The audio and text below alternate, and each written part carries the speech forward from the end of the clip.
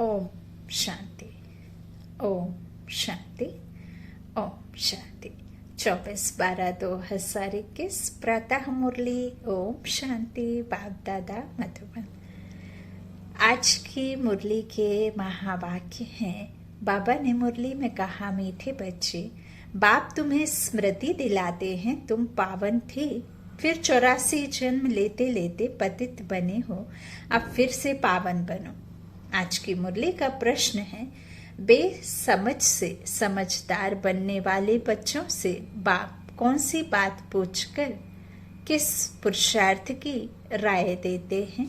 उत्तर में बाबा ने कहा, बच्चे, हमने तुमको कितना धन दिया था, तुम्हारे पास अनगिनत धन था, फिर तुमने इतना सब कहाँ गवाया। बाबा ने पिछली मुरली में यह बात को क्लियर किया है कि जितना माउंट आबू में जितना मधुबन बसा हुआ है उतना तो एक एक के पास में रहेगी प्रॉपर्टी, है ना। उतना बड़ा एरिया सोचो। तो बाबा कहते इतना सब कहाँ गवाया, तुम इतने इंसॉल्वेंट कैसे बने। भारत जो सोने की चिड़िया था अब नहीं है, वह ऐसा कैसे बन गया, भिखारी बैगर, है ना।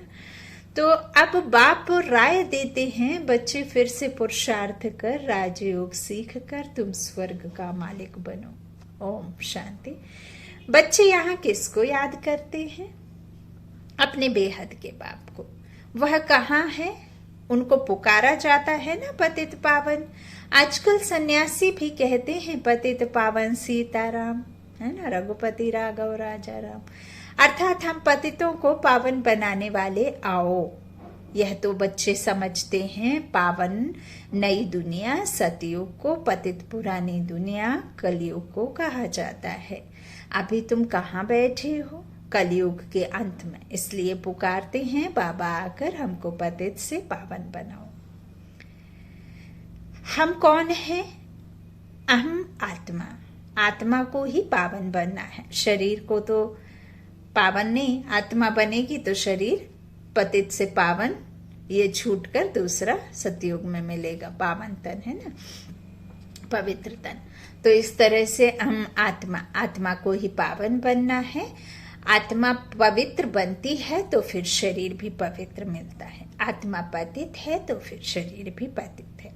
यह शरीर तो मिट्टी का पुतला है, 5 तत्वों का बना, 5 तत्वों में विलीन हो जाता है ना। तो आत्मा तो अविनाशी है। आत्मा इन ऑर्गन्स द्वारा कहती है, पुकारती है ना। मुख के द्वारा बोलती है, कौन? आत्मा। आंख के द्वारा देखती है, कौन? आत्मा। कानों के द्वारा सुनती है, कौन? आत्मा। हाथों के द्वारा काम कौन करती है? आत्मा, है ना।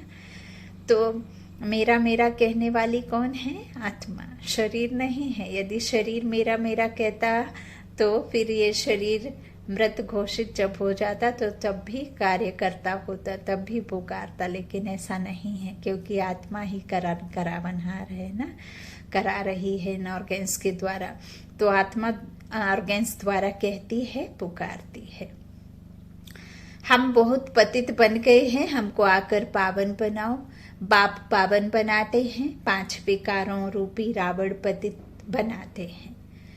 पावन सतयुग को पतित कलयुग को कहा जाता है।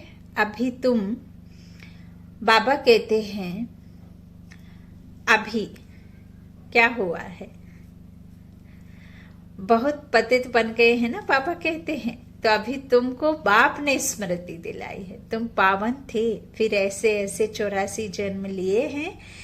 अभी बहुत जन्मों के अंत के भी अंत में हो। 84 जन्म पूरे हुए हैं। यह तो मनुष्य सृष्टि रूपी झाड़ है, मैं इनका बीज रूप हूँ। स्वयं परमात्मा इस मनुष्य सृष्टि रूपी झाड़ का बीज रूप है ना, गुप्त। जैसे आत्मा गुप्त है ना, शरीर में है लेकिन कराती आत्मा है, लेकिन दिखाई नहीं देती। ठीक इसी तरह से ये दुनिया का जो बीज रूप है वह दिखता नहीं है। तो मुझे बुलाते हैं, बाबा कहते हैं, हे परम पिता परमात्मा, जो गॉड फादर लिबरेटर और गाइड भी है। हर एक अपने लिए कहते हैं, मुझे छुड़ाओ भी और पंडा बनकर शांति धाम ले जाओ। सन्यासी आदि भी कहते हैं, स्थायी शांति कैसे मिले। अब शांति धाम तो है मूल वतन, जहाँ से फिर आत्माएं पाठ बजाने आती हैं। वहां सिर्फ आत्माएं हैं, शरीर नहीं है। आत्माएं नंगी अर्थात शरीर बिगर रहती हैं। वह है शांति धाम अथवा निर्विकारी दुनिया, जहां आत्माएं रहती, आत्मा नहीं आत्माएं रहती हैं। बच्चों को सीढ़ी पर भी समझाया है, कैसे हम सीढ़ी नीचे उतरते आए हैं। 500 रूप का वर्णन बाबा ने दिखाया है ना। 84 जन्म लगे हैं या 84 जन्म है मैक्सिमम। फिर कोई एक जन्म भी लेते हैं, 1 से 84 तक है ना। बाबा कहते कोई कोई फिर 1 और 2 भी लेते हैं। आत्माएं ऊपर से आती ही रहती हैं। अभी बाप कहते हैं मैं आया हूँ पावन बनाने। बच्चे चिट्ठी लिखते हैं तो एड्रेस लिखते हैं ना। तो शिव बाबा केयर ऑफ ब्रह्मा बाबा। शिव बाबा है आत्माओं का बाप और ब्रह्मा को कहा जाता है आदिदेव। एडम दादा, दादा में बाप आते हैं, दादा में बाप आते हैं। कहते हैं तुमने मुझे बुलाया है, हे पतित पावन आओ। डाडे का वर्षा बाप के द्वारा है ना, तो बाप का वर्षा दादे के द्वारा। तो इस तरह हे पतित पावन आओ, आत्माओं ने शरीर द्वारा बुलाया है। मुख्य है तो आत्मा, मुख्य तो आत्मा है ना। यह है ही दुख धाम। यहाँ देखो तो अचानक बैठे बैठे अकाले मृत्यु भी हो जाती है। छोटे बच्चे भी मर पड़ते हैं ना, गर्भ में ही दम तोड़ देते। सतयुग में अकाले मृत्यु कभी होती नहीं, किसी का एक्सीडेंट आदि होता नहीं, कोई बीमारी से, कोई भूख से, कोई किसी को दुख देता नहीं, और ना ही कोई किसी का मर्डर आदि करता। यहाँ तो बैठे बैठे मर जाते हैं, वहाँ ऐसी कोई बीमारी आदि नहीं होती। नाम ही है स्वर्ग। कितना अच्छा नाम है, नाम कहने से ही दिल खुश हो जाती है। सतयुग, हेवन, पैराडाइज। क्रिश्चियन भी कहते हैं क्राइस्ट से 3000 वर्ष पहले पैराडाइज था। यहाँ भारतवासियों को तो यह पता भी नहीं है, क्योंकि उन्होंने बहुत सुख देखा है तो दुख भी बहुत देख रहे हैं। तमो प्रधान बने हैं। 84 जन्म भी उन्हों के ही हैं। आधा कल्प बाद और धर्म वाले आते हैं, बाद में जास्ती वृद्धि होती है। अभी तुम समझते हो आधा कल्प देवी देवता थे और तो और कोई धर्म नहीं था। फिर त्रेता में राम राज्य हुआ तो भी इस्लामी बौद्धि नहीं थे। त्रेता में इस्लामी बौद्धि नहीं थे, बाबा कहते हैं। मनुष्य तो घोर अंधियारे में है। कह देते दुनिया की आयु लाखों वर्ष है, इसलिए मनुष्य समझते हैं कि कलयुग तो अभी छोटा बच्चा है, रेंगड़ियां पर है। तुम अभी समझते हो कलयुग की आयु पूरी हुई है, फिर सतयुग आएगा, इसलिए तुम आए हो बाप से वर्षा लेने। तुम सब स्वर्गवासी थे, बाप आते ही हैं स्वर्ग स्थापन करने। बाकी सब शांति धाम घर चले जाते हैं। फिर यहाँ आकर पाठधारी बनते हैं। शरीर बिगर तो आत्मा बोल ना सके, वहाँ शरीर ना होने कारण आत्मा शांत रहती है। उनको मूल वतन शांति धाम कहा जाता है। मूल वतन शांति धाम में आत्मा अपने अपने कक्ष में अपने अपने, ना कोई बोल ना चाल, ना कोई हड़कम ना हलचल, है ना। सुख दुख से परे न्यारी, है ना। तो इस तरह उनको मूल वतन शांति धाम कहा जाता है। यह बातें शास्त्रों में है नहीं, शास्त्र तो मनुष्यों ने बनाए हैं और मनुष्यों से कोई मनुष्य देवता बना ही नहीं सकता। जब तक वो गॉड आए ना तब तक गॉड गॉडेस लॉर्ड की रचना हो नहीं सकती। सतयुग में यह होते नहीं। शास्त्र आदि भक्ति ही नहीं करते, इसलिए शास्त्रों की भी दरकार नहीं रहती। देवताएं भक्ति करते नहीं, बाद में फिर देवताओं की भक्ति मनुष्य करते हैं। वह है ही देवताओं की दुनिया। तो यह है मनुष्य की दुनिया, मनुष्यों की दुनिया है। देवताओं का राज्य था, अभी नहीं है, कोई को पता नहीं कि कहाँ गए। इन लक्ष्मी नारायण की डिनाइस्टी थी। यह नॉलेज अभी तुमको मिलती है और कोई मनुष्य में यह नॉलेज होती नहीं। बाप ही आकर मनुष्यों को यह नॉलेज देते हैं, जिससे मनुष्य देवता बन जाते हैं। तुम यहाँ आते ही हो मनुष्य से देवता बनने। देवताएं कभी अशुद्ध खान पान बीड़ी आदि पीते नहीं, वह है देवताएं। यहाँ है सब मनुष्य, वह पावन यह पद बाप बैठ आत्मा से बात करते हैं। आत्मा ही सुनती है इन ऑर्गन्स द्वारा। शास्त्रों में यह बातें नहीं है। सतयुग में रावण होता ही नहीं है। जब रावण होता है जब राम नहीं, और जब राम होता है तब रावण नहीं। तो सतयुग में रावण नहीं होने से दुख का नाम नहीं। फिर धीरे धीरे दुख शुरू होता है। फिर तुम्हारे पास अथाह धन रहता है। भक्ति मार्ग में तुम मंदिर बनाते हो। पहले पहले होता है सोमनाथ का मंदिर। बड़े बड़े हीरे जवाहरात थे तुम्हारे पास, उनकी कोई कीमत कर नहीं सकते। मुख्य है सोमनाथ का मंदिर। परंतु राजाएं तो सब अपना अपना मंदिर बनाते होंगे, क्योंकि उन्हों को पूजा करनी होती है। पूजा पहले पहले होती है शिव की। सोमनाथ भी शिव को कहा जाता है। सोमनाथ अर्थात सोम रस पिलाने वाला। ज्ञान अमृत है ना, तो बाप बैठ समझाते हैं। बाप को ही ट्रुथ कहा जाता है। बाप कहते हैं मैं ही आकर भारत को सचखंड बनाता हूँ। God is one, God is truth, God is peaceful, God is knowledgeful. तो कौन सा नॉलेज, कौन सा ट्रुथ और कौन सा जो हमें आकर के पाठ पढ़ाते हैं, है ना। ऐसा नहीं है कि इस दुनिया में जो चल रहा है उसका नॉलेज। बाप आकर आत्माओं का नॉलेज देते हैं, रूहानी नॉलेज, है ना। और कैसे रावण राज्य हुआ और कैसे सचखंड होगा उसका नॉलेज है। कैसे दुर्गति हुई, अब कैसे सदगति होनी, कैसे अब चढ़ती कला में जाना है, कैसे यह अंतिम जन्म में आपको पवित्र देवता के राज्य का राज्यभार लेना है। कैसे ब्राह्मण से फिर देवता, फरिश्ता फिर देवता बनेंगे, है ना। तो यह सचखंड, मैं ही आकर भारत को सचखंड बनाता हूँ। तुम सभी देवताएं कैसे बन सकते हो वह भी तुमको सिखलाता हूँ। शिव बाबा ब्रह्मा द्वारा कार्य कराते हैं। ब्रह्मा हो गया सांवरा, क्योंकि बहुत जन्मों के अंत का यह जन्म है ना, या फिर गोरा बनेगा। कृष्ण का चित्र भी गोरा और सांवरा है ना। म्यूजियम में बड़े अच्छे अच्छे चित्र हैं जिस पर तुम अच्छी रीति समझा सकते हो। तुम जानते हो हम शांति धाम अपने घर जाते हैं, वहाँ के हम रहने वाले हैं, फिर यहाँ आकर पाठ बजाते हैं। बच्चों को पहले पहले तो यह निश्चय होना चाहिए कि यह कोई साधु संत आदि नहीं पढ़ाते हैं।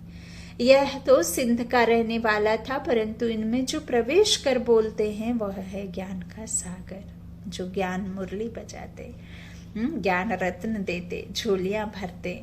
तो इस तरह से आत्मा रूपी झोली, है ना, ज्ञान रत्नों से सजाते, हमें सर्वगुण संपन्न बनाते। तो ज्ञान का सागर जो है इनके द्वारा बोलते हैं, इनमें प्रवेश कर। उनको कोई नहीं जानते हैं, कहते भी हैं ओ गॉड फादर, परंतु उनका नाम, रूप, देश, काल क्या है यह कोई नहीं जानते। फिर कह देते हैं सर्वव्यापी हैं। अरे परमात्मा कहाँ है? कहेंगे वो तो घट घट के वासी है, सबके अंदर है। अब हर एक के घट घट में तो हर एक की आत्मा बैठी है, परमात्मा कैसे बैठ सकता है? बाबा कहते हैं परमात्मा बाप को तो बुलाते हैं, बाबा आकर हम पतितों को पावन बनाओ। तुम मुझे बुलाते हो यह धंधा, यह सेवा कराने लिए। हम छी को आकर शुद्ध बनाओ। पतित दुनिया में हमको निमंत्रण देते हो। बाप तो पावन दुनिया देखते ही नहीं, पतित दुनिया में ही तुम्हारी सेवा करने आए हैं।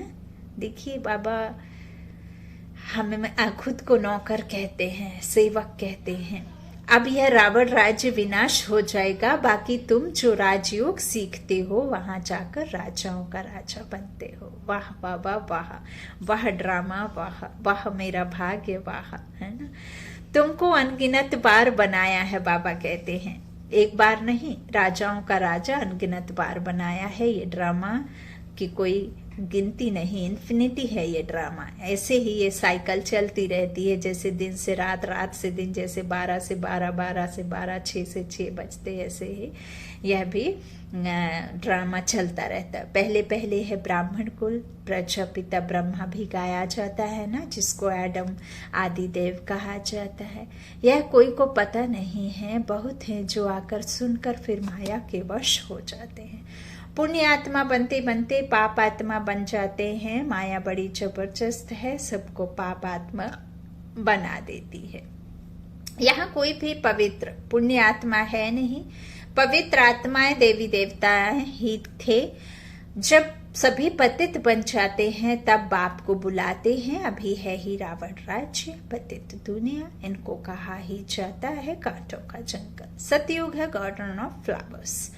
मुगल गार्डन में कितने फर्स्ट क्लास अच्छे अच्छे फूल होते हैं। अख के भी मिलेंगे, अख के भी फूल मिलेंगे, परंतु उनका अंतर कोई नहीं समझते। शिव के ऊपर अख का फूल क्यों चढ़ाते हैं, यह भी बाप समझाते हैं। मैं जब पढ़ाता हूँ तो उनमें कोई फर्स्ट क्लास फूल है, कोई मोती का, कोई रतन जोत का, कोई अख के भी है, नंबरवार तो है ना। तो इनको कहा ही जाता है दुख धाम मृत्यु लोक। सतयुग है अमर लोक। अमर लोक ऐसा नहीं कि कोई मनुष्य आजीवन मरता ही नहीं है। हाँ, सतयुग का अमर लोक का अर्थ है 150 वर्ष की आयु होने के बाद एक तन छोड़ दूसरा बच्चे का तन धारण कर लेना, स्वतः ही छोड़ बच्चे का धारण कर लेना, शरीर है ना, दूसरा कपड़ा पहन लेना।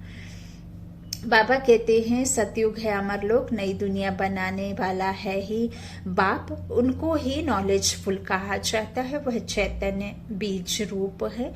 उनको ज्ञान का सागर कहा जाता है। ऐसे नहीं कि सबके अंदर को जानते हैं, अंतर्यामी है। यह तो इस संसार में जो फिलोसफी हो पढ़ाई करते हैं वो जानते हैं। बाप तो आत्माओं का नॉलेजफुल है ना। तो उनको ज्ञान का सागर कहा जाता है। ऐसे नहीं कि अंतर्यामी है, यह मनुष्य झूठ बोलते हैं। बाकी ज्ञान सागर ठीक है। चैतन्य बीज रूप है, सृष्टि के आदि मध्य अंत को जानते हैं, इसलिए ज्ञान का सागर कहा जाता है। सृष्टि के आदि मध्य अंत का ज्ञान तुम बच्चों को दे रहे हैं, है ना। खुद रख कर क्या करेंगे। सतयुग, त्रेता, द्वापर, कलयुग, यह चक्र फिरता ही रहता है। संगम युग पर दुनिया चेंज होती है। अभी तुम संगम युग पर खड़े हो और तुम राजयोगी हो। बाप बैठ पढ़ाते हैं, बाप के जो बच्चे बनते हैं वह राजयोग सीखते हैं। पहले पहले मुख्य बात यह समझने की है, बाबा बाबा भी है, फिर सुप्रीम टीचर भी है, सुप्रीम फादर भी है।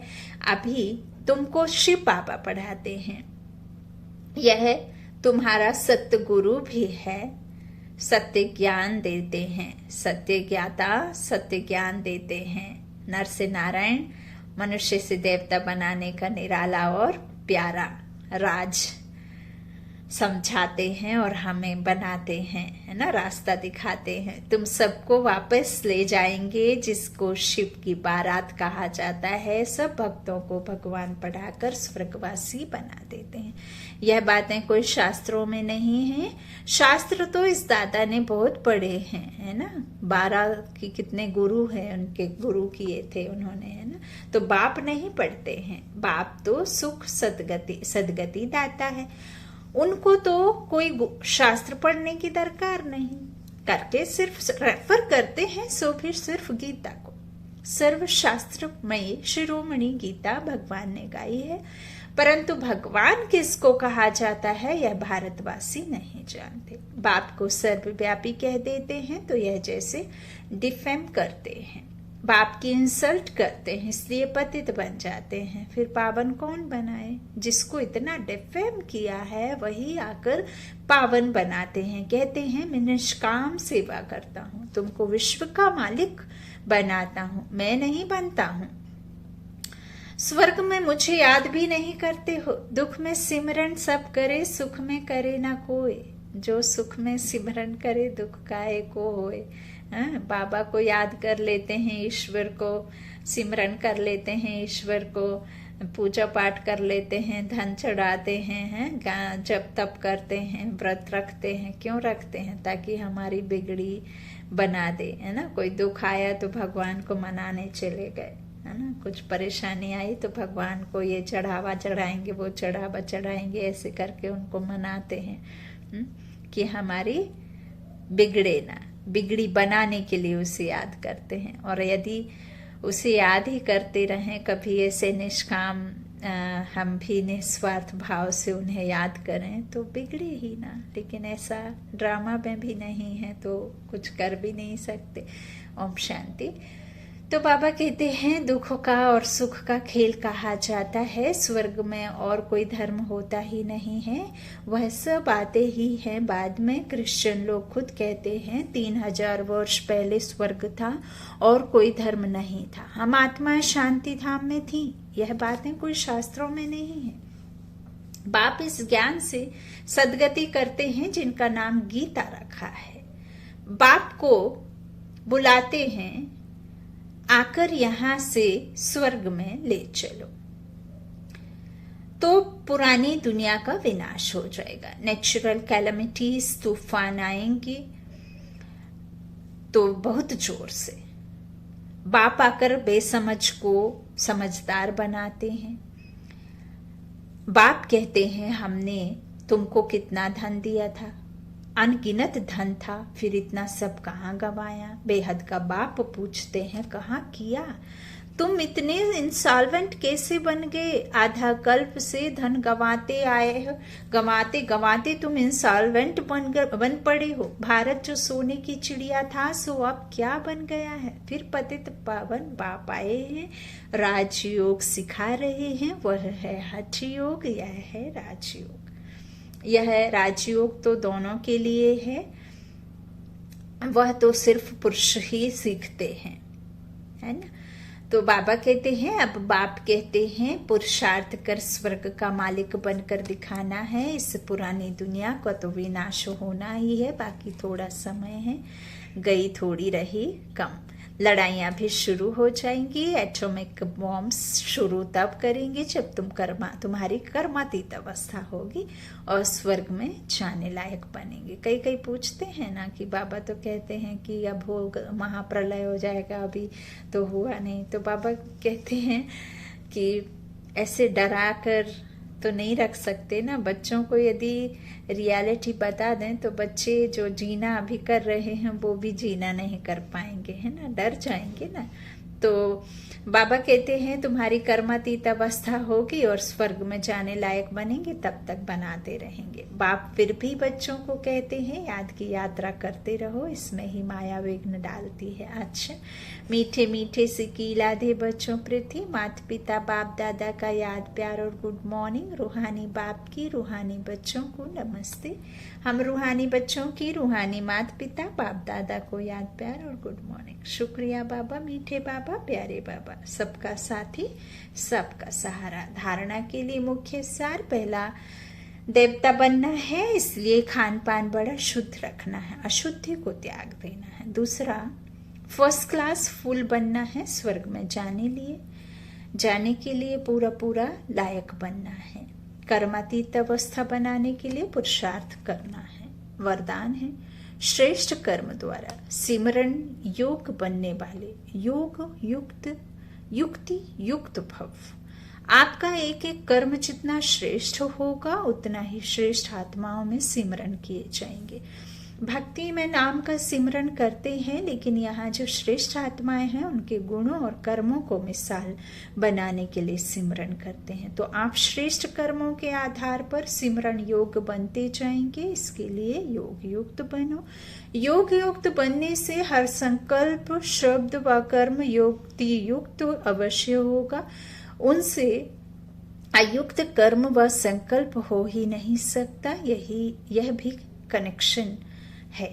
आज का स्लोगन है निमित्त और निर्माण चित्त, यही सच्चे सेवाधारी के लक्षण है।